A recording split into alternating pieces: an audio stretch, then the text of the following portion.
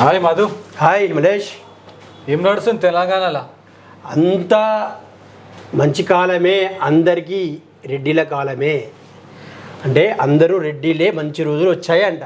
ఆహా, మొత్తం రెడ్డి కాలమే, బీసీల కాలం లేదా? బీసీల కాలం లేదు. ఎందుకంటున్నా ఈ మాట అంటే సీఎం రేవంత్ రెడ్డి, మినిస్టర్స్ కోమటిరెడ్డి, ఉత్తమ్ కుమార్ రెడ్డి, పొంగులేటి శ్రీనివాస్ రెడ్డి, సరే, CM secretary Chandrasekhar Reddy, CM OSD Ajith Reddy, CSO Chakravarthy Reddy, CPRO Ayodhya Reddy, CM Shivadhar Reddy, intelligence advocate general Sudarshan Reddy, additional advocate Ranjith Reddy, Hyderabad CP Srinivas Reddy. ఇలా చూసుకుంటూ పోతే మొత్తం కూడా రెడ్డిసే ఉన్నారు. ఏంది?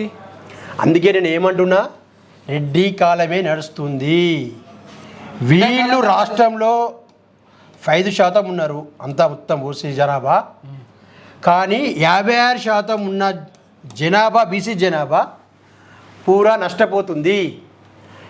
ఈ విషయంలో ప్రజలు గమనించాలి అని ఈ వీడియో చేయడం జరుగుతుంది. ఇప్పటికైనా సీఎం రేవంత్ రెడ్డి బీసీలను గుర్తించకపోతే కాంగ్రెస్ పార్టీ మనుగడ కష్టమవుతుంది.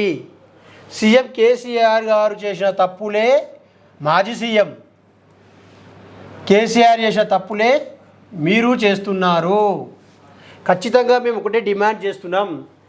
మేమెంతో మాకంతా, మా బీసీ జనాభా 56% ఉంటే రాజ్యంలో మా వాటా, మా హక్కు కావాలని మేము కోరుకుంటున్నాం.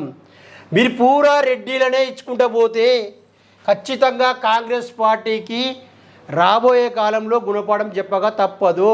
ఇంకొక విషయం ఏంటంటే మల్లేష్, ఇప్పుడు ఇచ్చిన ఎంపీ ఎలక్షన్లు కూడా ఉన్నాయి కదా, ఎంపీ టికెట్స్ కూడా ఎవరికి ఇచ్చారో చెప్పు.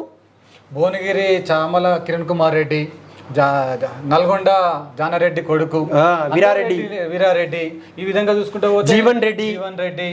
బీసీలకు ఎక్కడ కూడా కాంగ్రెస్ గవర్నమెంట్ ప్రాధాన్యత దొరికినట్టుగా 17 ఎంపీ సీట్లు ఉంటే బీసీలకు దక్కాల్సిన వాటా 9.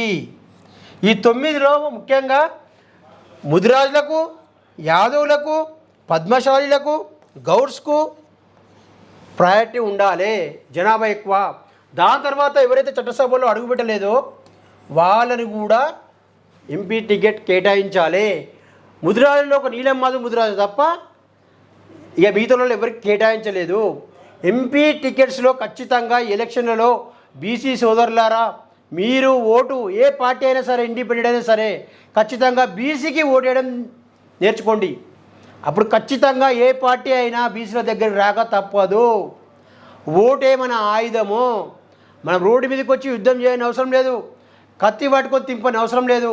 మన కత్తి, మన రోడ్డు అయినా ఏదైనా యుద్ధమైనా ఓటు హక్కు మనల్ని కాపాడుతుంది, మనల్ని రాజులను చేస్తుంది.